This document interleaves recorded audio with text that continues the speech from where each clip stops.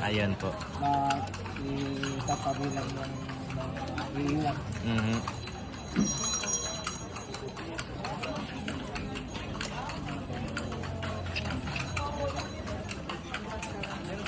Doon na rin kami bababa sa ano. Nakapunta kami dito, December. Grabe. So, halos di makadaan ng kabayo. Ganun pala yun, yung mga magkakatapusan ng December. Grabe. Maraming tao talaga. Oo.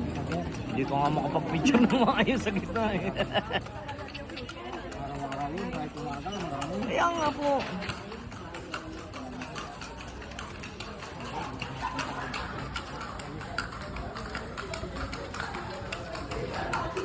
Tinanong ko nga doon sa tagan, oy naku po, nawawalan po ng tao ng ganung panahon ay alas 3 ng madaling araw, alas 4, pero maga puno na uli.